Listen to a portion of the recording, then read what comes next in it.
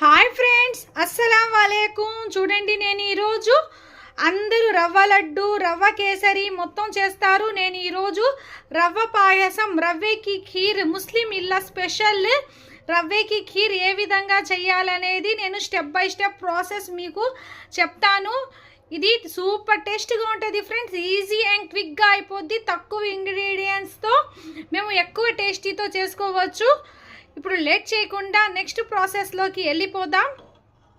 చూడండి ఫ్రెండ్స్, రవ్వ పాయసం కోసం కావాల్సిన ఇంగ్రీడియంట్స్: బాంబే రవ్వ, షుగర్, కాజు, బాదం, మిల్క్. ఫ్రెండ్స్, నేను మిల్క్ ఆల్రెడీ స్టవ్ మీద పెట్టి నేను ఫుల్ ఫ్యాట్ మిల్క్ తీసుకున్నాను. మిల్క్ నేను ఆల్రెడీ స్టవ్ మీద పెట్టి బాయిల్ చేసుకుంటున్నాను. ఇప్పుడు ఫస్ట్ మేము రవ్వ తీసుకొని ఫ్రై చేసుకుందాం ఫ్రెండ్స్. ఇది సూపర్ టేస్ట్గా ఉంటుంది రవ్వ పాయసం. స్టవ్ వెలిగించి కడాయి పెట్టి, కడాయి బాగా హీట్ అయిన తర్వాత 2 టేబుల్ స్పూన్ నెయ్యి వేసుకోండి. నెయ్యి వేసుకొని ఫస్ట్ మేము డ్రై ఫ్రూట్స్ ఫ్రై చేసుకొని పక్కన పెట్టుకుందాం.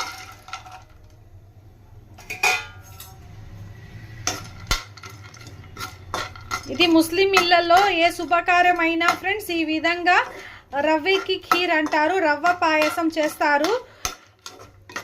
ఇది చాలా ఎమ్మీ టేస్టీగా ఉంటుంది.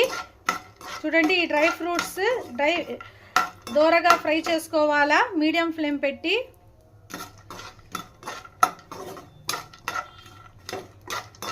ఇది చాలా క్విక్గా టేస్టీగా ఉంటుంది ఫ్రెండ్స్. తొందరగా కూడా అయిపోద్ది. కొంచెం ఇంగ్రీడియంట్స్తోనే ఈజీగా చేసేయవచ్చు.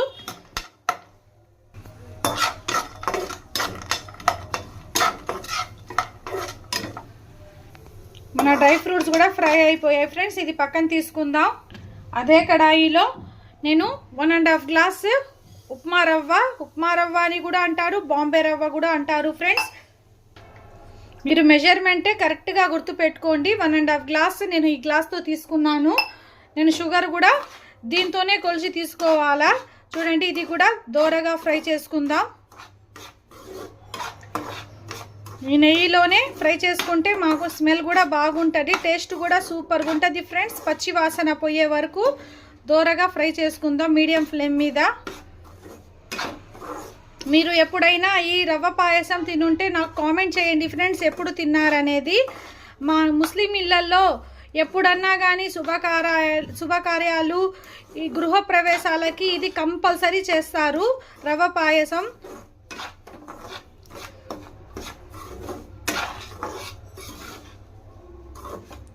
మీరు రవ్వ లడ్డూలు, రవ్వ కేసరి మొత్తం వినుంటారు, కానీ చాలామందికి ఈ రవ్వ పాయసం అనేది తెలియదు.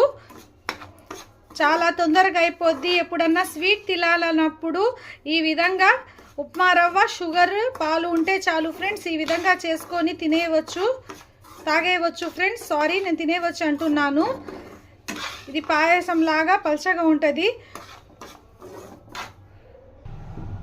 నాకు కొంచెం నెయ్యి తక్కువ అనిపిస్తుంది. నేను ఇంకో 1 స్పూన్ నెయ్యి యాడ్ చేస్తున్నాను.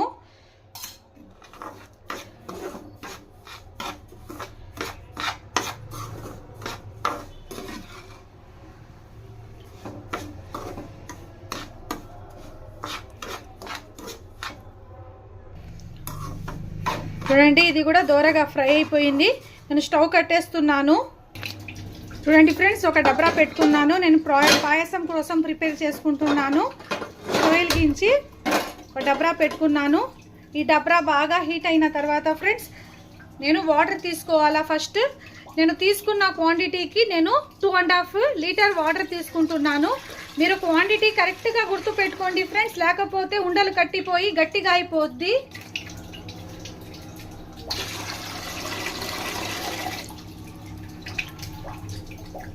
2.5 లీటర్ వాటర్ వేసుకున్నాను. ఈ వాటర్ బాగా బాయిల్ అవ్వాలా. ఇది క్వాంటిటీ కరెక్ట్గా గుర్తు పెట్టుకుంటే మీరు ఈజీగా చేసేయవచ్చు ఫ్రెండ్స్. ఇందులో నేను 3 యాలకులు దంచి వేస్తున్నాను ఫ్రెండ్స్.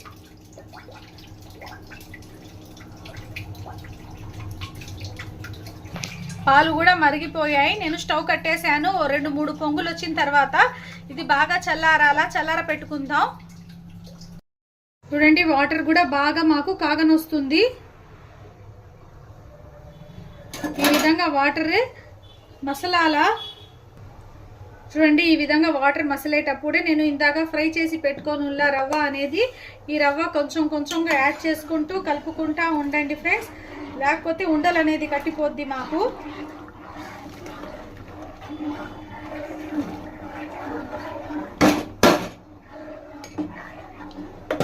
చూడండి ఈ విధంగా యాడ్ చేసుకున్నాను,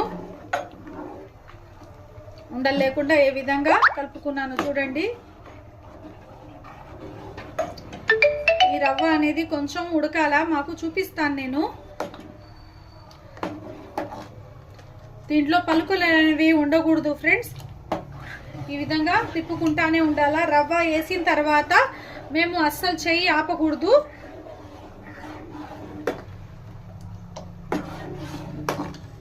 రవ్వ ఉడికిందో లేదో అనేది చూద్దాం ఇప్పుడు. ఇంకొంచెం ఉడకాల ఫ్రెండ్స్ రవ్వ అనేది.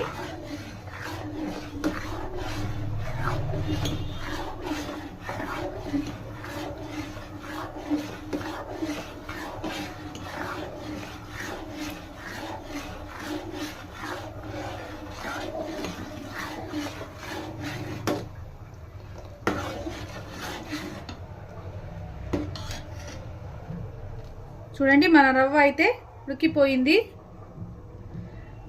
ఇప్పుడు ఇందులో నేను ఏ గ్లాస్తో అయితే రవ్వ తీసుకుంటున్నానో ఆ గ్లాస్తోనే 2.5 గ్లాస్ షుగర్ వేసుకోండి ఫ్రెండ్స్.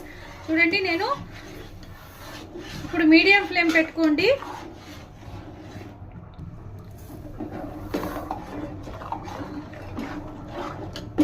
టూ గ్లాస్, ఒక హాఫ్ గ్లాస్ ఫ్రెండ్స్. ఇది 1 గ్లాస్కి నేను 2.5 గ్లాస్, ఇంకా మిగిలిన 1.5 గ్లాస్ తీసుకున్నా దానికి 1 గ్లాస్ షుగర్ వేసుకుందాం.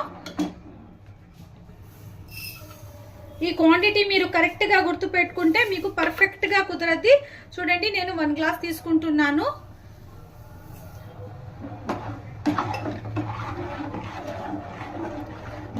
దీంట్లో షుగర్ కొంచెం ఎక్కువగానే పడుతుంది ఫ్రెండ్స్, మీకు కావాలంటే షుగర్ క్వాంటిటీ కొంచెం తగ్గించే వేసుకోవచ్చు. చూడండి ఏ విధంగా ఉందో. ఇంకా కొంచెం బాగా ఉడికితే ఇంకా పల్చగా అయిపోద్ది ఫ్రెండ్స్.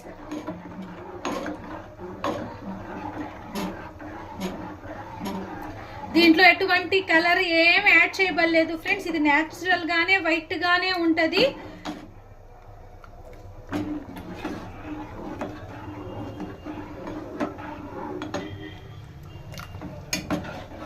రావాలా ఫ్రెండ్స్ నేను చూపిస్తాను. ఖిమామ్ అంటే పాకం.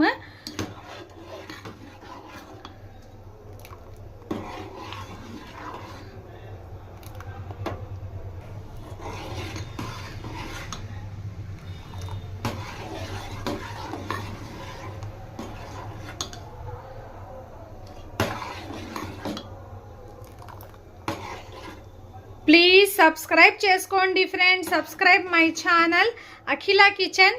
ఇలాంటి టేస్టీ రెసిపీస్ కోసం నా ఛానల్ని సబ్స్క్రైబ్ చేసుకోండి ఫ్రెండ్స్.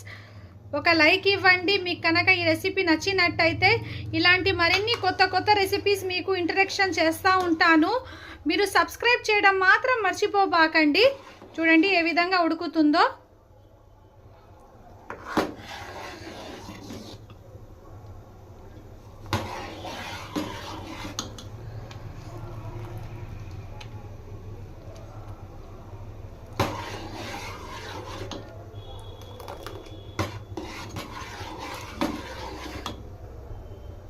ఇప్పుడు చూద్దాం ఖిమామ్ వచ్చిందో లేదా అనేది. వచ్చేసింది ఫ్రెండ్స్. ఈ విధంగా తీగ పాకం లాగా వస్తే మా ఖిమామ్ వచ్చేసినట్టు. నేను ఇప్పుడు స్టవ్ కట్టేస్తున్నాను. స్టవ్ కట్టేసిన తర్వాత నేను ఇందాక బాయిల్ చేసుకు పెట్టుకోనున్న పాలు, ఇది full fat cream milk friends. నేను ఇందులో 1/2 లీటర్ వరకు పాలు వేసుకుంటున్నాను. పాలు చల్లార పెట్టుకొని వేసుకోండి ఫ్రెండ్స్. పాలు వేడిగా ఇది వేడిగా ఉంటే మాకు మళ్ళా పాయసంలో పాలు అనేవి విరిగిపోతాయి. నేను పాలు చల్లార పెట్టే వాడాను. చూడండి ఏ విధంగా తెల్లగా ఉందో.